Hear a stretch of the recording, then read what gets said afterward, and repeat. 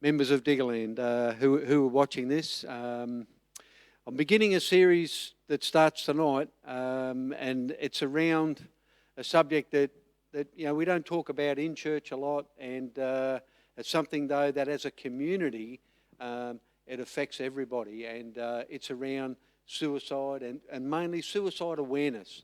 So some people, when they hear it, they tend to back off. Well, I hope as we go through this series and over the next 3 to 4 weeks that, as we talk about this, the people will be that little bit more comfortable about it, or even more comfortable to even talk about it, to come to somebody, myself or somebody else here, to talk about it, and because it's something we don't want to push down, we don't want to just let go, because it is so important. And because it's something that we're doing in the church, and it is important, I want to begin with the scripture reading.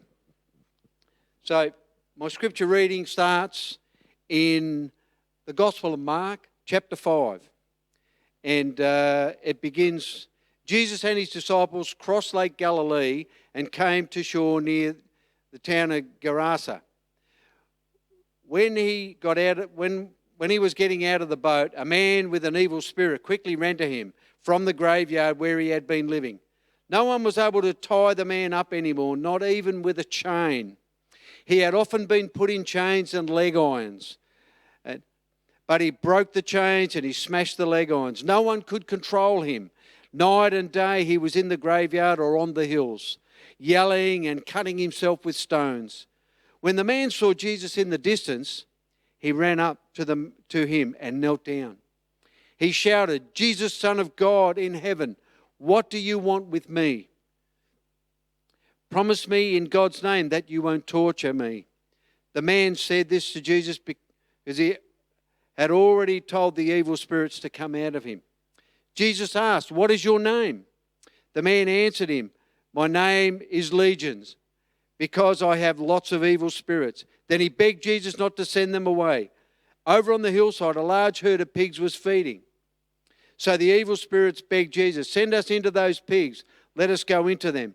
Jesus let them go, and they went out of the man into the pigs, and the whole herd ran down the hill and fell into the sea. The reading talks about a man who has mental health issues. We read it and he's full of evil spirits. But see, today we would say he has mental health issues. And so when we think about, mental health or anything like that, the thing I love about this story is that Jesus went over the lake and he went to the place and he found the man. This wasn't an accident. Jesus had travelled there and he went out of his way to go to the man. And he healed the man, and he came back to his senses. And if I'd have finished the whole story, he wanted to go with Jesus, but Jesus left him where he was to go back and tell what had happened to him. And so, so maybe we can be a part of healing someone who has a mental health issue that may drive them to that point where they want to die.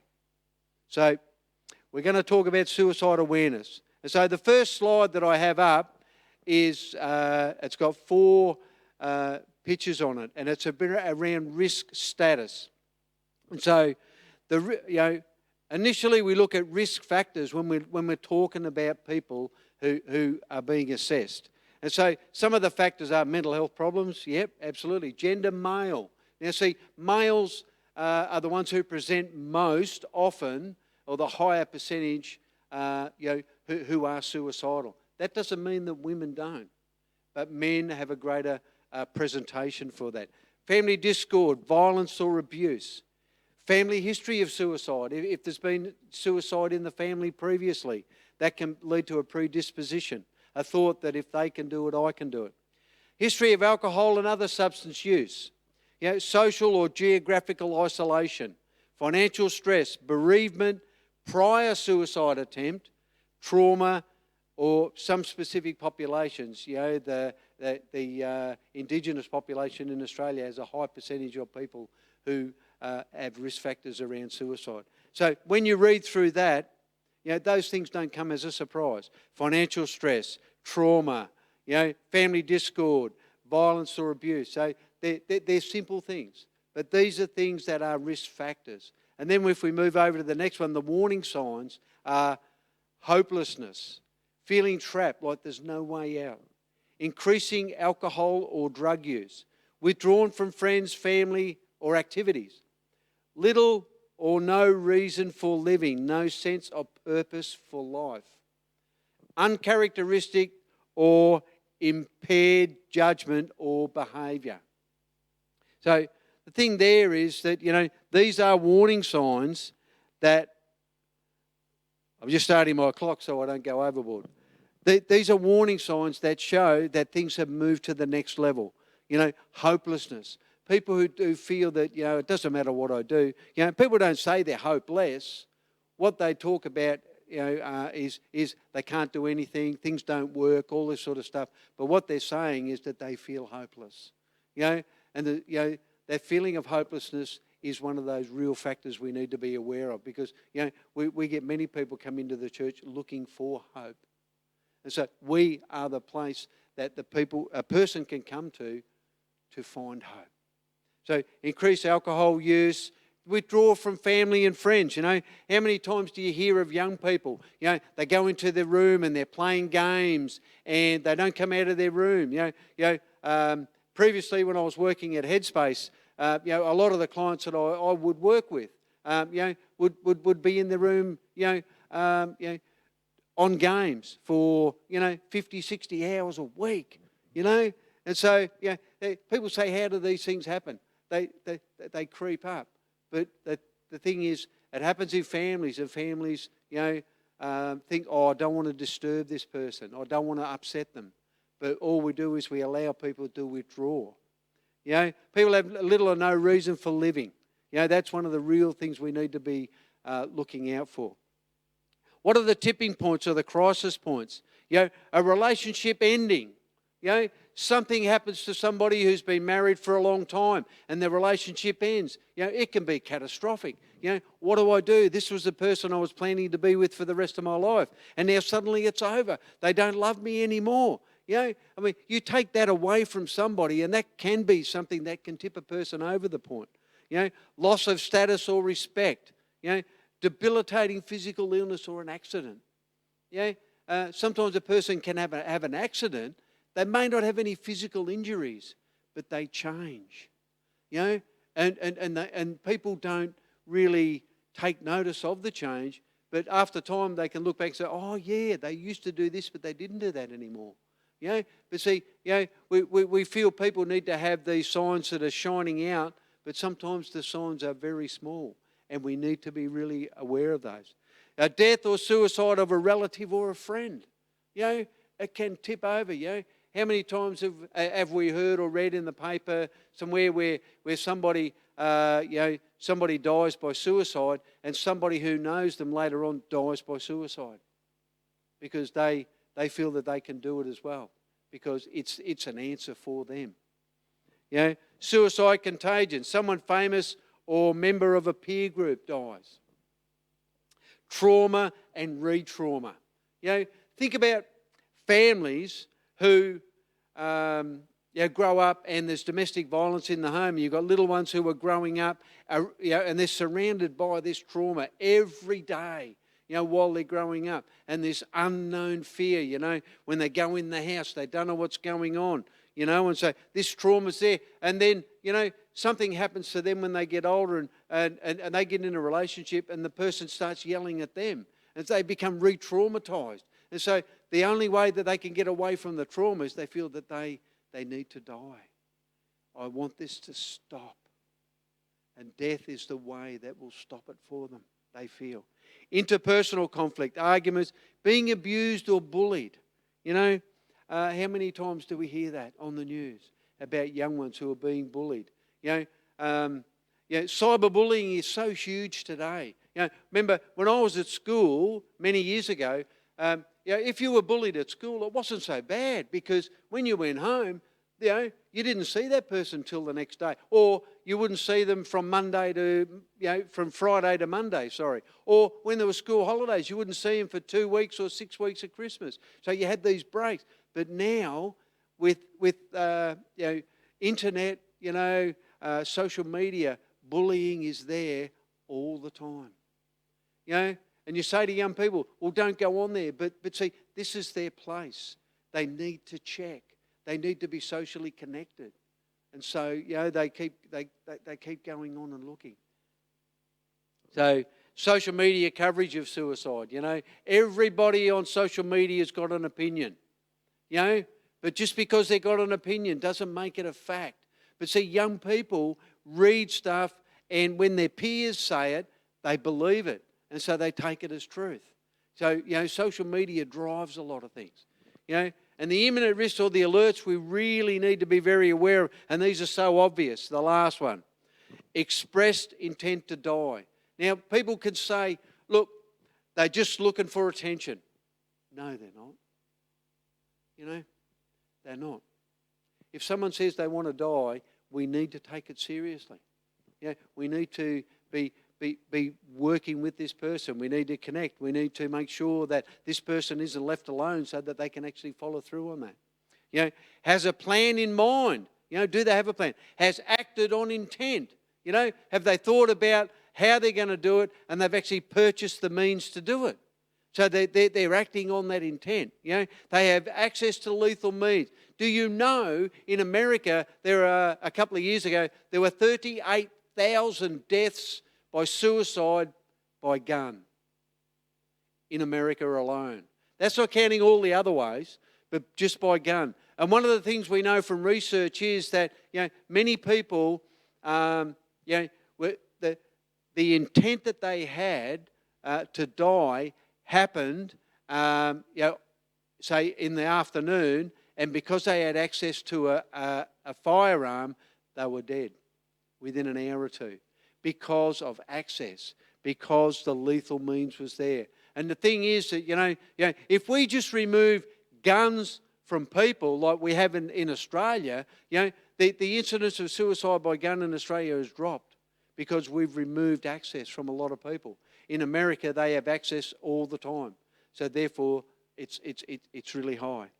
So impulsive, aggressive or antisocial behaviour.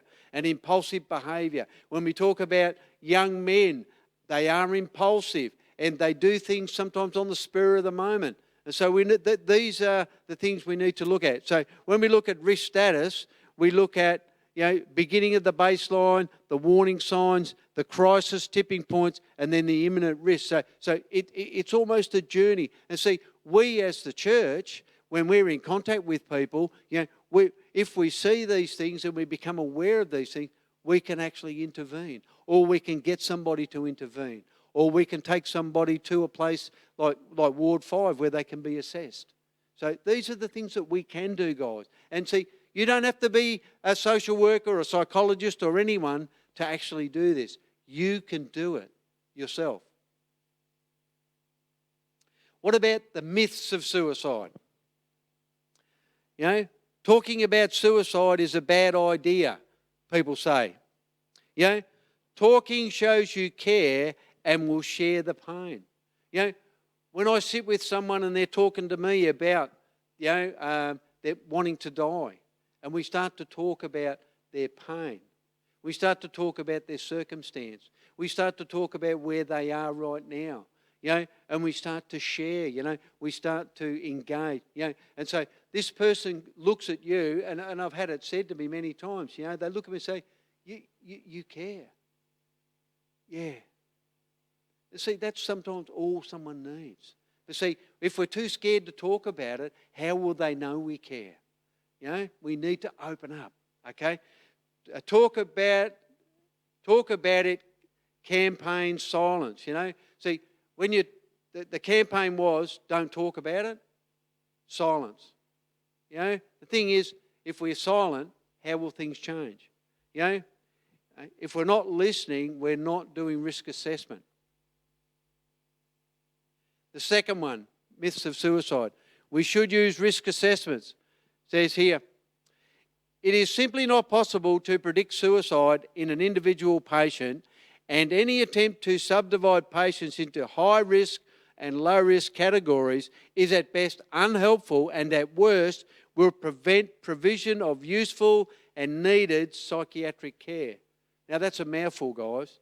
But the thing is, we can't predict, but see, if we use risk assessment, we can actually, find out. We can actually ask questions, and that can give us information instead of trying to be predictive about it.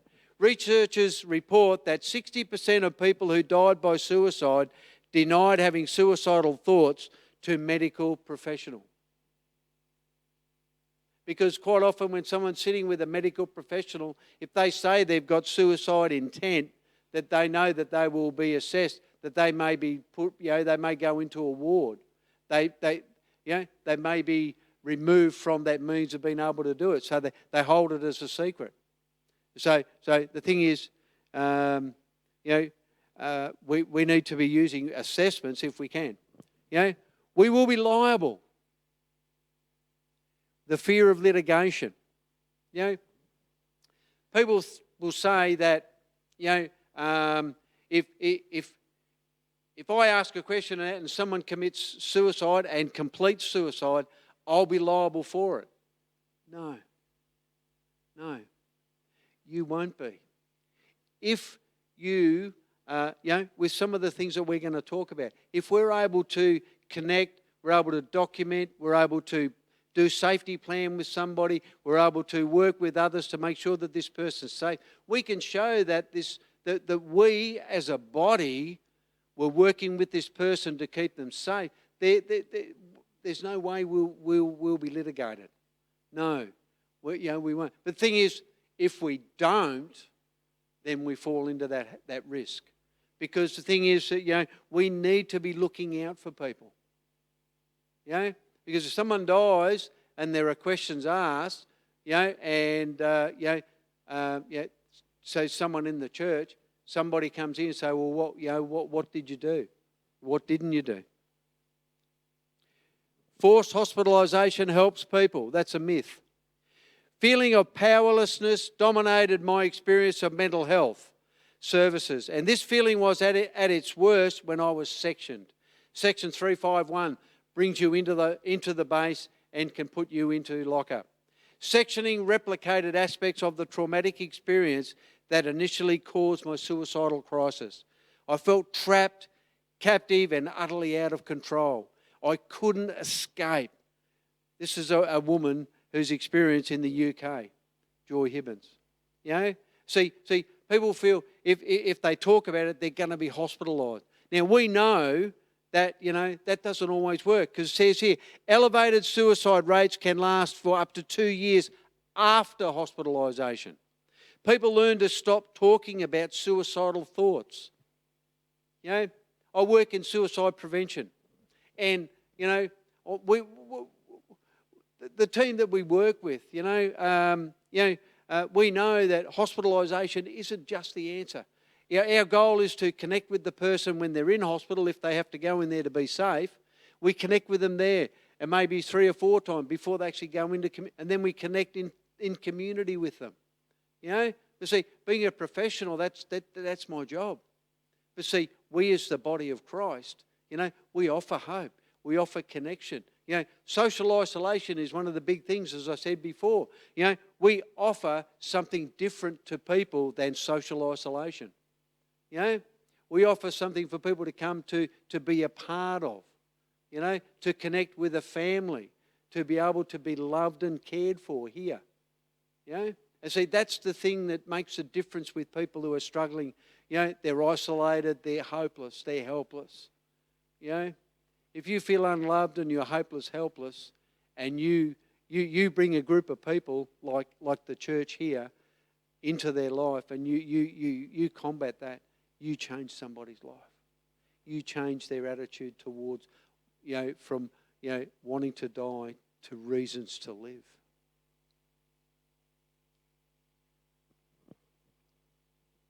Suicidal people must be mentally ill. Okay, it's a myth, yeah.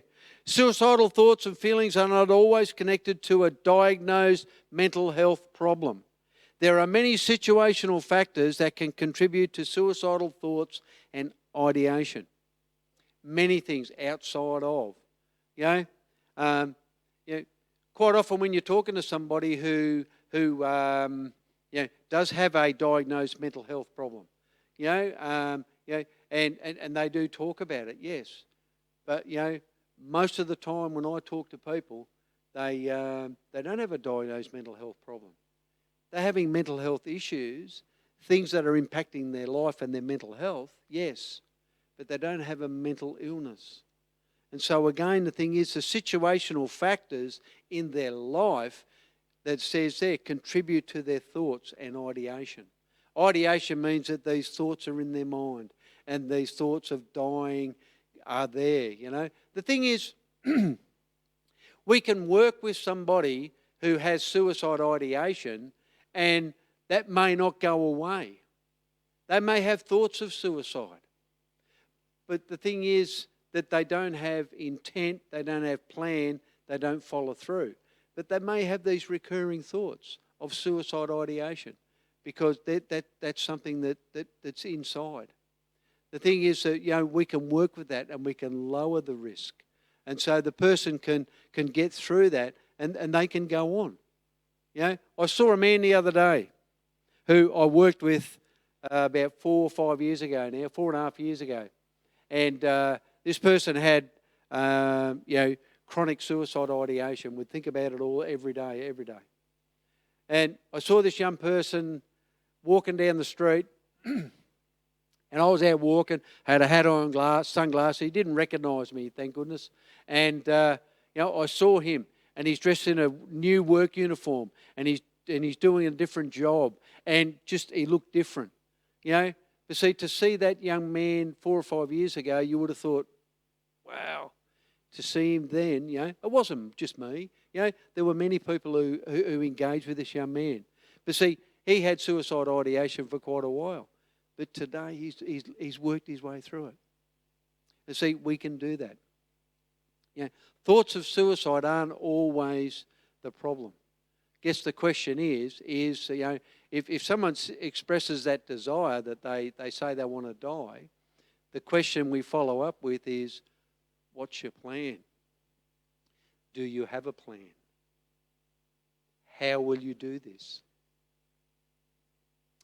Suicidal people become suicidal when they are in unbearable psychic pain. Suicidal people often believe that their psychic pain is greater than that of the average person. Suicide is seen as an escape. The suicidal person disconnects from memories of loved ones. You see, the thing is, when a person is filled with pain, psychic pain, they forget about all these other things that they do have in their life. Because the pain becomes the focus. And the only way to stop the pain is, I want to get off the world. I want to die. So the thing is that, we can engage with people, and we can actually bring about change for people. Suicide prevention is the aim. We can adopt a life-promoting approach rather than risk-averse approach and respond to the distress rather than to a perception of risk. So that's a bit wordy. Okay, sorry. The thing is, instead of responding to risk, we can look at the distress. Why is this person distressed? Why has this person arrived here, and why do they feel that they need to end their life?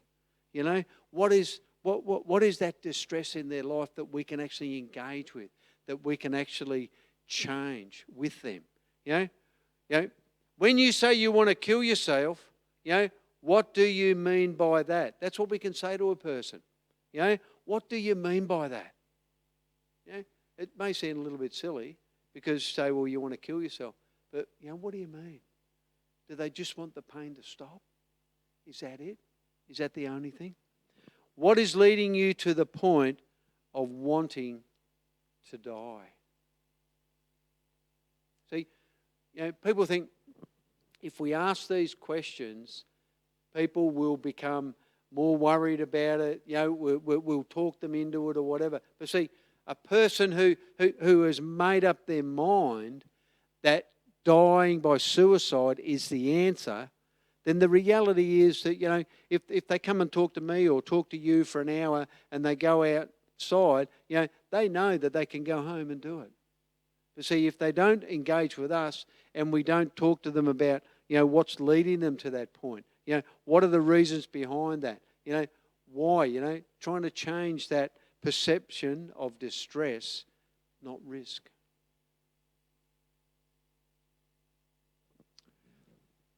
Myths and facts. Adolescent suicide attempts. Adolescents are attempting to frighten someone. That's a myth. The fact is, adolescents report the attempt was a wish to die. That's the fact. That was what the attempt was about. So we don't talk about attempting suicide. We talk about a person, if they die by suicide, it's completed suicide. Now, adolescents made attempt to get attention.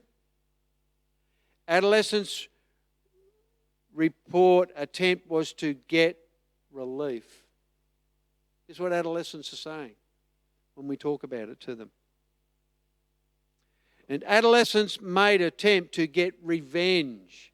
They want to get back at somebody. My parents are this or that or that. I'll get them back.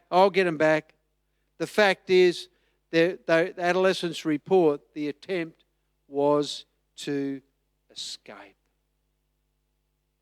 To escape from what's going on in their life.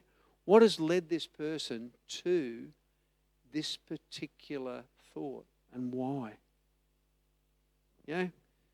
Some assumptions. Given suicide is a preventable cause of death, which is important to communities, saying nothing about how to prevent it makes no sense. It doesn't. It doesn't make any sense, does it? If we say nothing, it doesn't make sense. But we need to figure out how we talk about it. How we do it. Are you okay day? What a great thing. Are you okay? Most people say, yeah, I'm fine. No, are you okay really? And then they might open up. If you are worried that someone may be at risk of suicide, saying nothing makes no sense. Exactly. If you think someone's at risk, people feel, I don't know what to do. I don't know what to say. Maybe we can feel that way. But the thing is, if you can sit down with somebody and just sit beside them and just talk to them and just love on them, just care for them. Don't preach at them. Don't try and bring a salvation message right there and then. Let them know that you care for them. Let them know that you think their life is worth living. Let them know that you want to be there with them.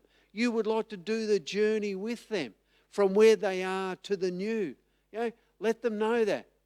So, if you know someone who has experienced a loss, saying nothing makes no sense. Quite often we feel funny about it, so we don't, we avoid people. But sometimes it's that, just letting them know, that,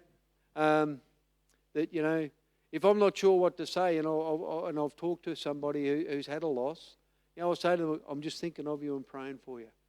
Sometimes that's all I might say. And that's it. I don't have to say anything. I don't have to talk about it.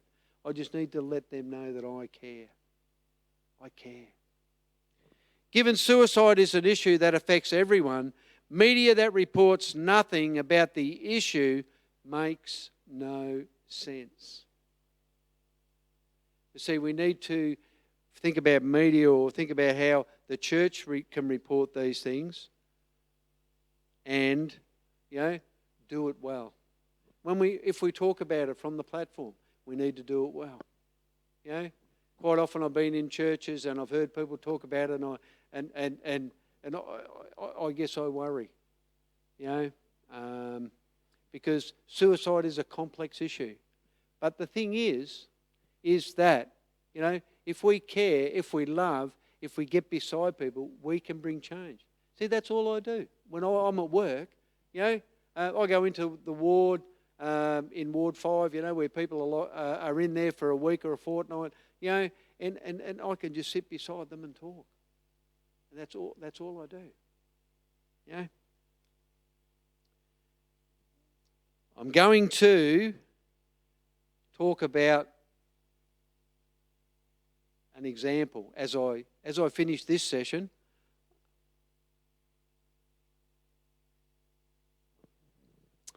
So this is a true story, and so I hope that as we listen to it, that we can learn something from it.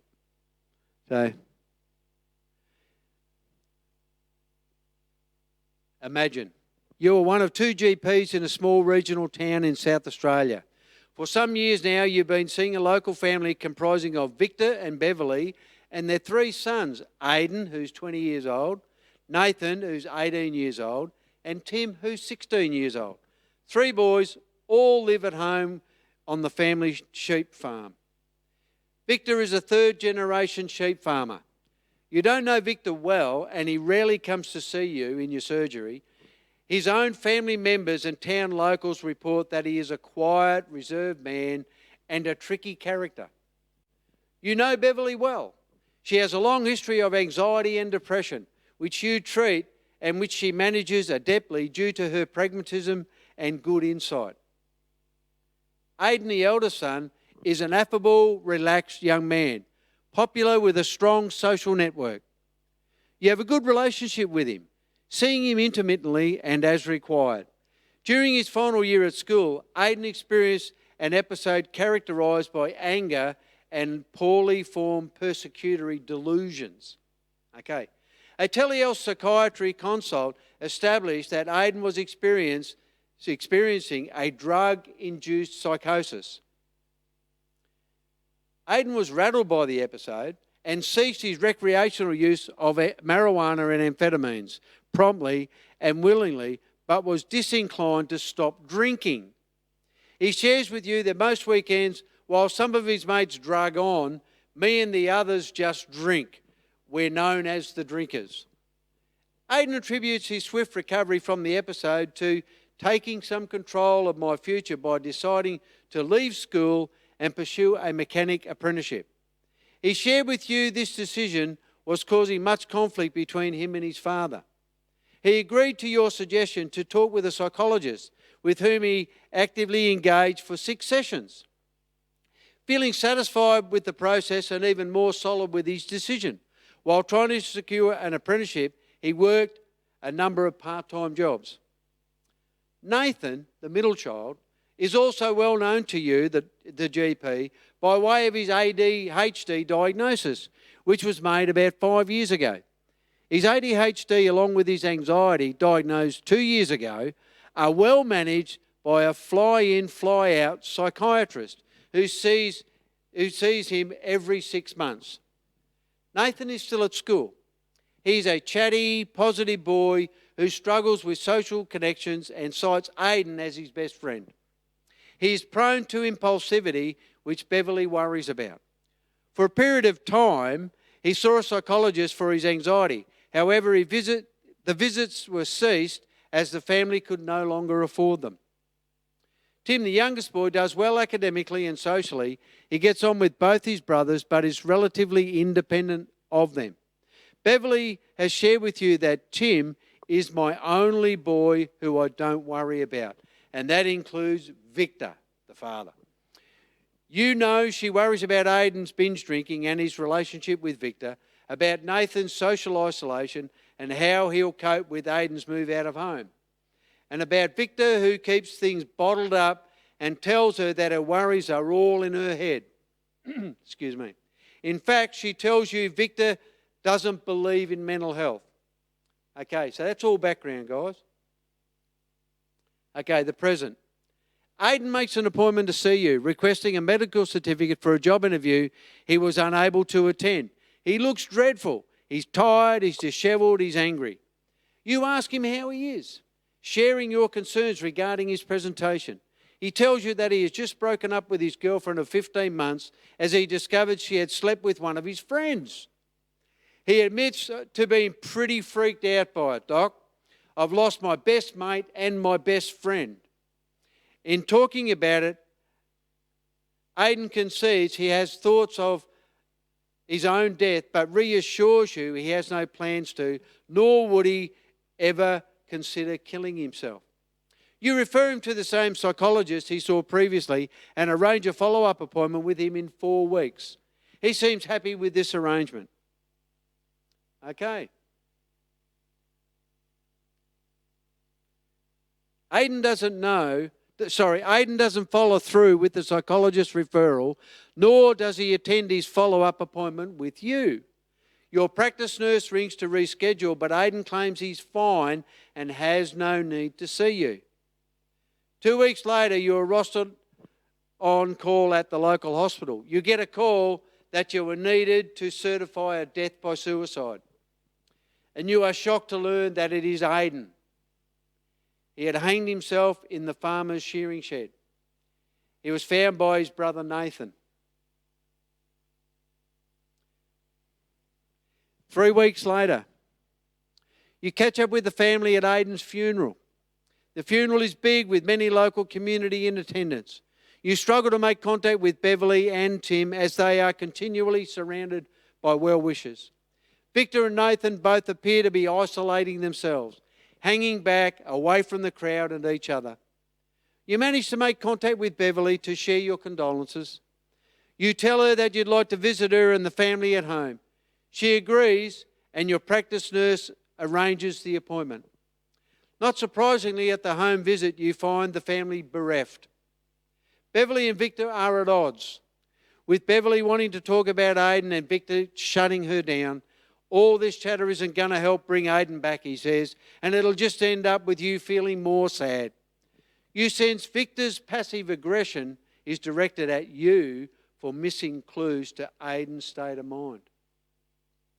Tim has engaged well with the school counsellor and tells you it's good to be able to talk with someone who is a part of this but also not part of it. Nathan, who's usually very talkative and engaged, has shut down. He will not make eye contact with you and says little. He is downcast and removed from the family dynamic. He mentions Aidan once during your visit, saying, "My brother Aidan, he's a better person than me, and now that he's not here, I'm only half the person I was." Beverly sees you out and shares, when she is out of Victor's earshot, how worried she is for her husband and Nathan. You thank Beverly for sharing her insights, telling her you trust her judgment and that it concurs with your observations. You leave the family home feeling overwhelmed with sadness, guilt, and an awful sense of foreboding. The first thing you do when you get back to the office is contact Nathan's psychiatrist to share your concerns with Nathan's mental health, but you know that is only one step in responding to what needs to be addressed in this awful story. And that's the end of that little story. It's a bit open, unending, but it's a story that happens quite often here in Australia. And we see people, we see things, and as professionals we can miss them. But see, this happens to ordinary family people. This happens to people who are in the church. And so we, as the church, need to be aware of the things that we can do. And I've just thrown a lot of stuff out tonight in this first session, and I hope that over the next few sessions that we do, we'll talk about a few other things that will make a bit more sense and add on to what we've actually talked about.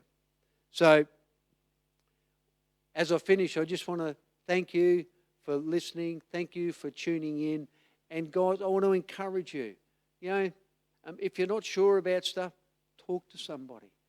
come and talk to me, talk to one of the leaders in the church. Yes, but let's not think that we can't do this, because we can. Thank you.